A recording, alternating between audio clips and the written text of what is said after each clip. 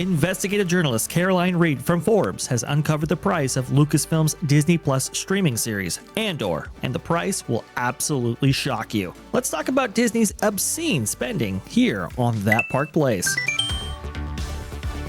Caroline Reed out of Forbes, however, beat us to the punch. She does such a fantastic job over there, and I don't dare compare myself to Forbes and the excellent work that they are capable of there, and the excellent work that Caroline Reed does every single time. But Disney has revealed that they spent $654 million on Star Wars show Andor. Guys, I don't know if you realize this, but that is if that's not more than what they spent on the Rise of Skywalker, then that is pretty close to it. Let me check here. Let's see, Rise of Skywalker. Yeah, $550 million, and 2 seasons of Andor is at $630 million, according to a 1.25 GBP to USD rate. So, yeah, they've spent more on 2 seasons of Andor than they did on Rise of Skywalker, which, you know, to their credit, they had $1 billion in ticket sales. They didn't take home $1 billion on Rise of Skywalker, but I'm going to say they have not made $1 billion on Disney Plus. This is the only thing on Disney Plus, so it only cost them $654 million to make Disney Plus, right? Oh yeah, sure. I mean, it was a very minor actual investment. So anything really that you invest into this, I mean, it's really icing on the cake. And the word of mouth on Disney Plus. They don't even spend anything on advertising for these shows or on Disney Plus. Are those of you in our audience who don't understand sarcasm are very perplexed right now. I have to say, and we do have members of the audience that don't understand sarcasm. Guys, $645 million just on the production of Andor. And by the way, for those of you who are not aware of this is as of November of last year. So if you happen to be watching this after January 31st, after December 31st of 2024, I'm actually talking about November of 2023. And from everything I hear, they were actually shooting more of season 2 of Andor in January of 2024. So it seems like this number is going to go up. Guys, I think they're going to be pretty close to $1 billion that they have spent on Andor by the time it's all said and done. Yeah, because those promotional costs, M&A, they have to be, addressed, right? You spend money on marketing and advertising in order to not only advertise the product, but with the hope that you'll make enough money to, pay for marketing and advertising and then some. So this could very well be $1 billion. And again, folks, $1 billion, that buys you a lot. That's a Star Wars Galaxy's Edge that generates revenue for, 40, 50 years. $645 million. It's more than Rise of the Resistance in said Star Wars Galaxy's Edge, and that sees about 20,000 people per day. To spend this ungodly amount of money on this show that really has been struggling for viewers ever since it was originally released. I believe they did the 3-episode debut because they were so confident in how the show was going to actually kick off. No. This is really, really troubling. And we just had Alan Bergman actually come out and say, yeah, you know what? We didn't go forward with the season 2 of Acolyte because the numbers simply didn't hit our expectations that we needed to see in order to greenlight a second season. Well, how do you explain this? This is absolutely unconscionable. And a lot of people in the chat and a lot of people seeing the story, well, they've been making some allegations. And honestly, I think they're well warranted, especially if you're a shareholder.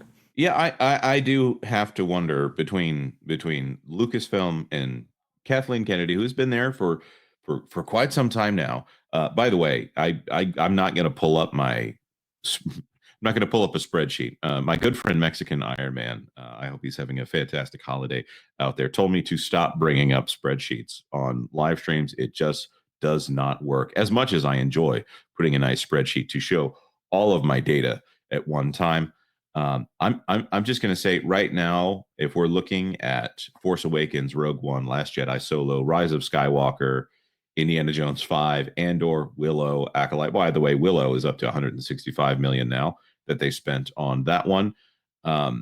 they have spent more than $3.5 billion just in the UK on Star Wars. That's not counting Mandalorian seasons 1, 2, or 3. So far, I don't think that counts Ahsoka, which is getting a season 2.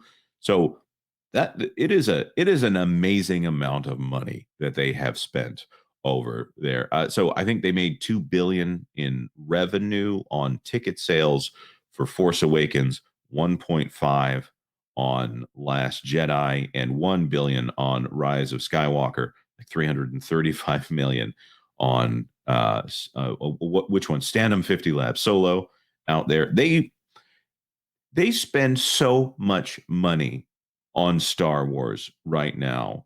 And to reference the story that we were just talking about out there at Disneyland, this bust over here that they have sitting on the shelf out there for decorations at the Haunted Mansion, that's $65 right there. They can't spend the money to create something that they can even copyright out there that actually generates revenue on an existing property that is not dead. That's the Haunted Mansion.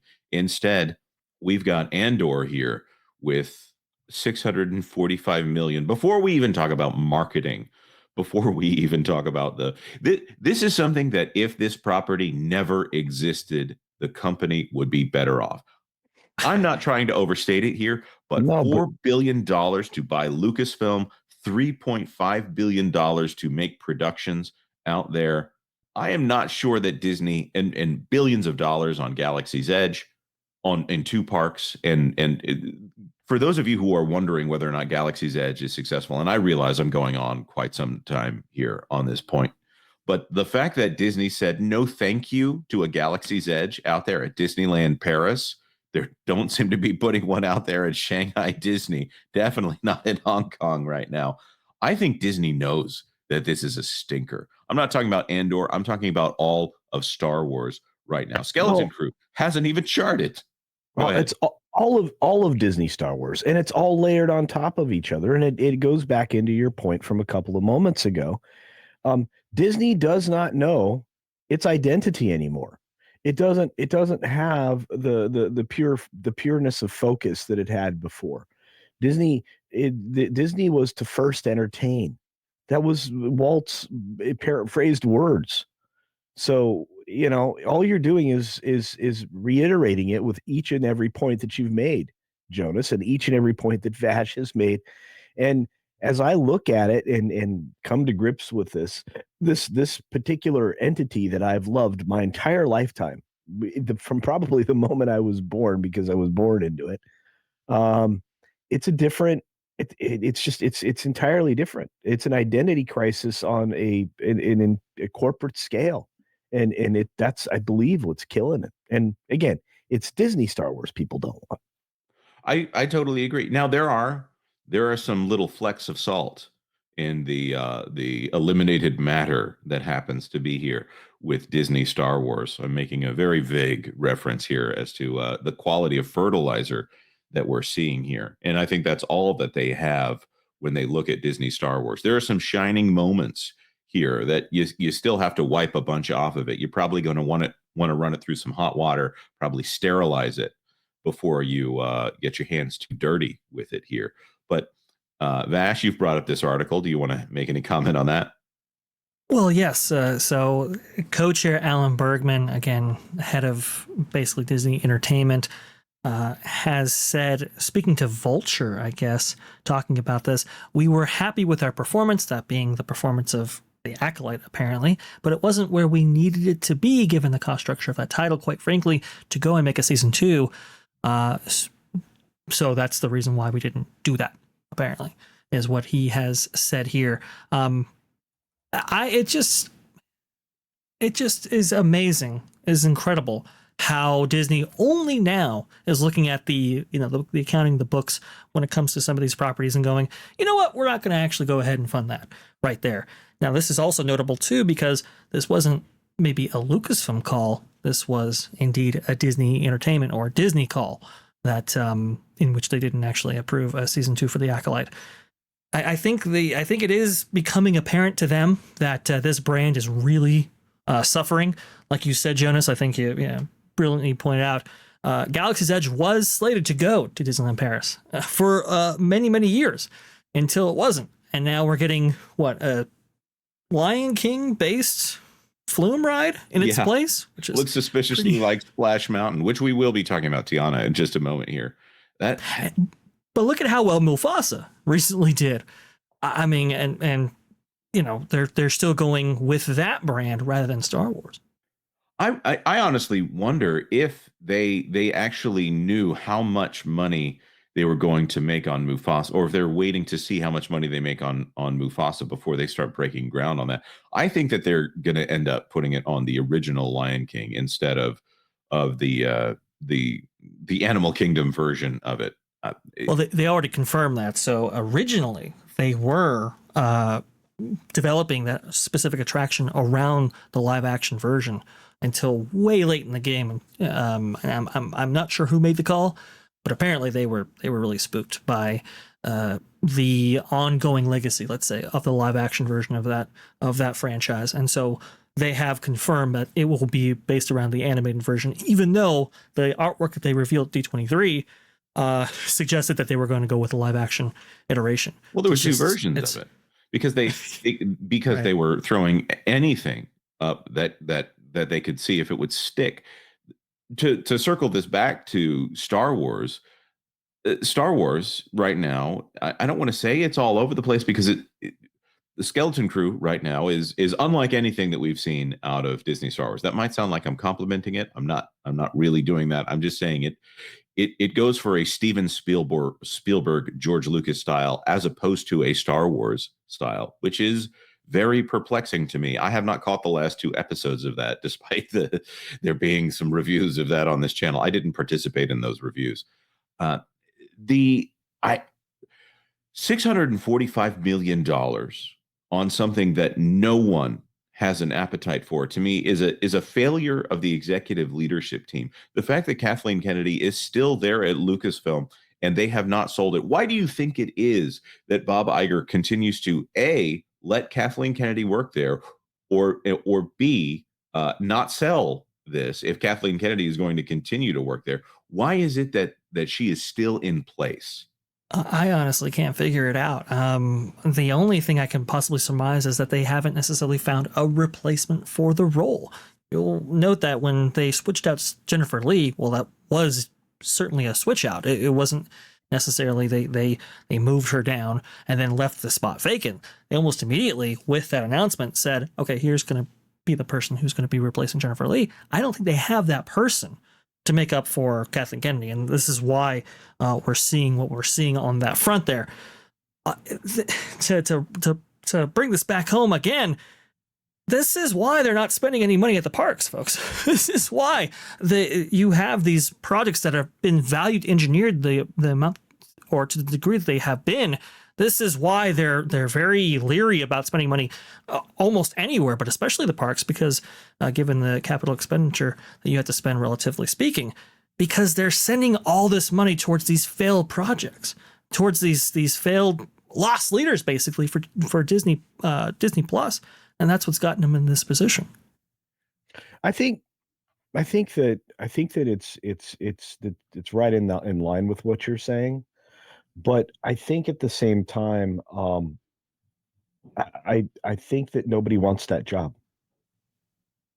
I mean, who would?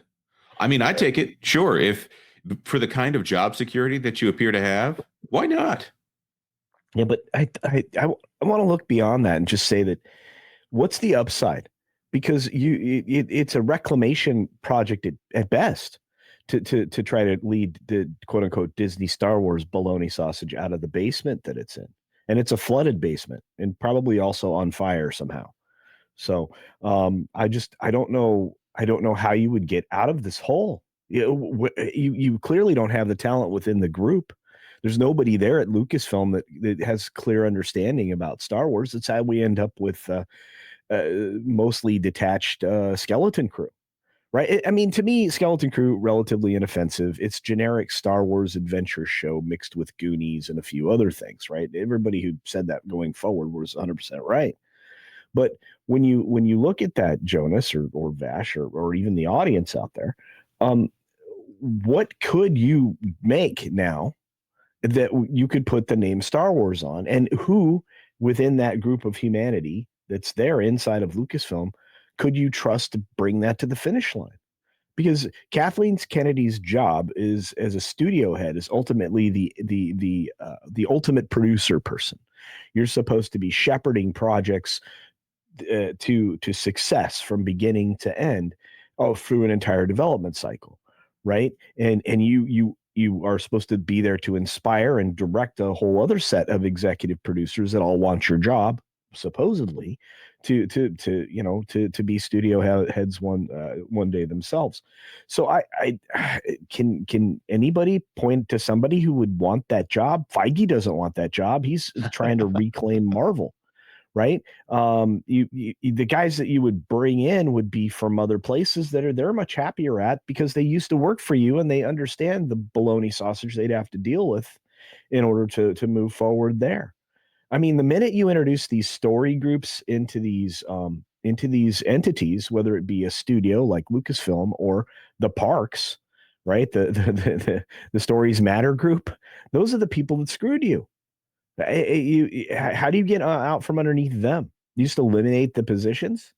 I mean, that's about it. Or we're eliminating this Story Matters group because it's destroying our theme parks and everything else that goes with it, including the family niche that we had carved out as the Disney name over the course of 70 something years.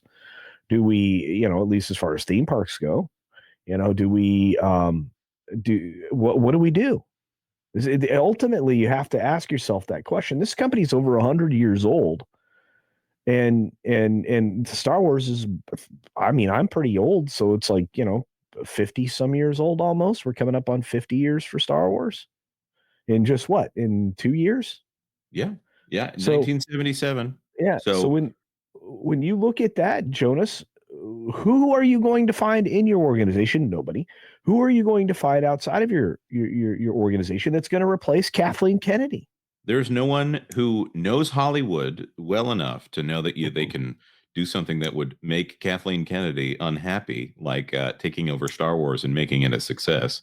I mean, really, I think that would be the end of someone's career right there, to take over for Kathleen Kennedy and show how easy it is to make money with Star Wars if you just do what the fans want. Yeah. They got to what is it? I almost call it Final Fantasy X. They got to Fast and the Furious 10 before they started to pump the brakes on those a little bit and do a little bit of a restart, a refresh, take a little break and see what you're going to do before you reboot that thing. With Star Wars, they got 3 quote unquote main series titles in, and they halved the audience from Force Awakens to Rise of Skywalker. That wasn't an indication of the quality of Rise of Skywalker, the previous film being Last Jedi. That was because in so many sequels, the sequel is the referendum on the previous film. So everybody wanted to see. They did a great job by putting Mark Hamill in a completely silent role at the end of Force Awakens. Said, no, we promise you, Luke Skywalker is going to be here. And then, of course, in Last Jedi, we got something that most people did not recognize as Luke Skywalker in The Last Jedi. Oh, man. But they still had the John Williams music. It tricked me. Josh Hammond here. I thought Jonas was going to say final form. No, the final form of Star Wars, turns out, is The Rise of Skywalker, which is a bloated mess, which goes from item to item and really doesn't make sense when you finally get down to it. It is a lot of flash, a lot of pizzazz, a lot of things that they needed to end up in the trailer with to try to sell toys to an audience that is not interested in toys, at least not of those characters. With that being said, we do have a super chat here from Go and Shogi, who says, for $5, what's in more tatters? Yesterday's Christmas paper or Bob's Legacy? I almost thought you said taters, and I was thinking of a better film trilogy than the sequel trilogy there. That would be the Lord of the Rings trilogy. And just makes me say, what's taters, hobbits? Obviously, I went for the British accent instead of the Gollum accent. But I would say Bob's Legacy at this point. Bob's Legacy is a checkbook that has been overwrought, overdrawn. And here we are waiting for the next person to take the job, and he can have another, I don't know, 15 years of everybody saying good riddance to Bob Iger the same way they said good riddance to Michael Eisner. We're going to have to get at least 15 years out before we'll get the Iger defenders to come back on this one. Guys, any thoughts on this before we move on to our last story? Every day that passes, you see more and more people who would have been otherwise in Bob Iger's camp, especially when he made his triumphant return following the Bob Chapek era. You're seeing those guys drift away and start to come to the realization that maybe he's wasn't all it was cracked up to be, and maybe the Disney company would be better without him. So definitely Bob Iger's legacy for sure. Yep. Now, the thing I want to add in here is, obviously, when Bob Iger came back, and there are claims that the creative engine of the company is fixed, and we all know in reality it takes a very long time to change the outlook of a studio because movies take years to make. So Disney probably has not. Well, I mean, it was 2022, it's the end of 2022, so maybe some of that output has been fixed by Bob Iger, but we're about to have Captain America 4 and Snow White come into theaters here in the next 3 months or so. So if the creative engine of the company is fixed, those would be fixed. Or is it that it takes a long time to change what happens within a studio? So Disney has already claimed that the creative engine has been fixed. Therefore, a movie that came out 6 months ago, we're talking about Deadpool and Wolverine, if that's supposed to be an indication that the creative engine is fixed, then they have no excuse for Mufasa. They have no excuse for the underperformance of Moana 2, and they definitely don't have any excuse for Captain America 4 or Snow White. So what I'm trying to say there is there's a lot of baloney in the air out there at the Michael Eisner building, which currently holds Bob Iger in his 2 showers. I wonder how many showers he's got in the Robert A. Iger building. Thanks for watching That Park Plays News. For more information, consider checking out www.thatparkplace.com. And don't forget to subscribe, share, like, and send this out on your favorite social media accounts.